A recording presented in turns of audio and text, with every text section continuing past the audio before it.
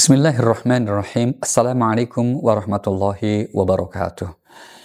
Setiap bulan Dzulhijjah kita sekali lagi diingatkan dengan syariat berkurban.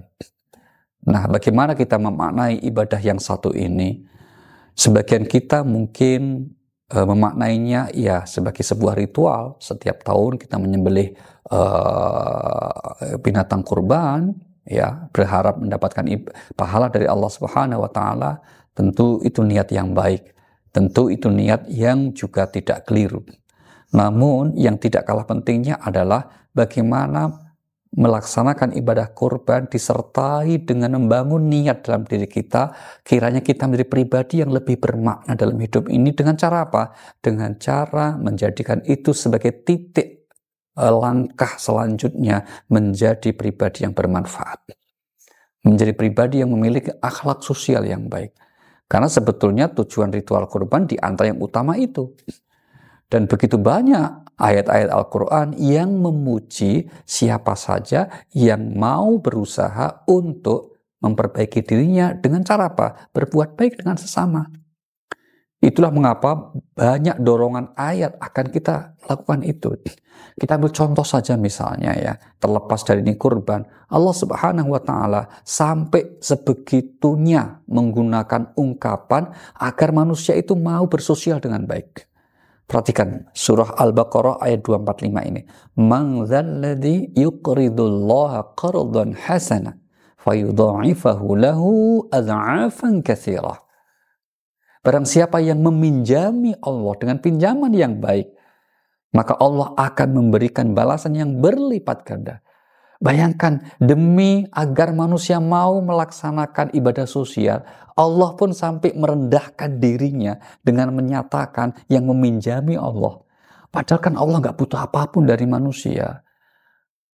Allah tidak membutuhkan apapun termasuk ibadahnya, apalagi sedekahnya manusia. Seseorang yang mampu sedekah pun hakikatnya dia melakukannya dengan rizki dari Allah Subhanahu wa taala.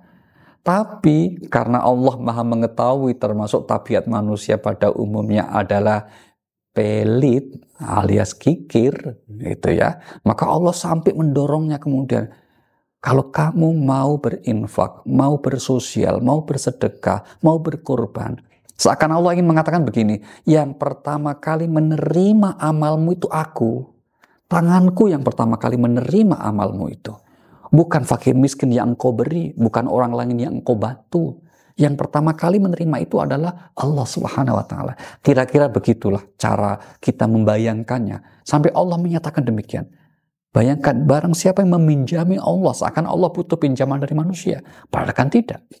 Tapi itu sebagai cara Allah untuk memotivasi kita semuanya agar kiranya tidak berat hati untuk beramal sosial. Nah, inilah yang saya kira spirit utama kenapa Allah syariatkan ibadah kurban. Dan inilah kenapa menjadi jenis ibadah yang paling tua dikenal manusia. Mari kita lihat misalnya firman Allah di surah yang kelima ayat 27. Karena Allah berfirman, وَاتْلُ عَلَيْهِمْ نَبَأَ ابْنَيْ آدَمَ بِالْحَقِّ إِذْ قَرَّبَ قُرْبَانًا فَتُقُبِّلَ مِنْ أَحَدِهِمَا وَلَمْ يُتَقَبَّلْ مِنَ الْآخَرِ. Ceritakanlah kisah tentang kedua putra Adam yang dalam riwayat banyak disebut namanya Qabil dan Habil. Ketika mereka berdua menunaikan kurban. Nah, itu kalimatnya. Ketika berdua mereka menunaikan ibadah kurban. Berarti ibadah ini sudah sejak awal ketika Allah menciptakan manusia, yaitu Adam terus putranya generasi kedua, Allah syariatkan kurban. Untuk apa? Salah satunya untuk mendidik manusia agar manusia jauh dari sifat yang namanya bakhil, jauh dari sifat yang namanya kikir. Sehingga Al-Quran sampai memberikan penegasan orang itu kalau kikir, hakikatnya dia melakukan perbuatan yang keji. Bayangkan itu, asy-syaitan ya'idukumul faqra wa ya'murukum bil fahsya. Setan itu nakut-nakuti dengan kemiskinan, maka nyuruh manusia untuk berbuat keji dalam kurung kikir.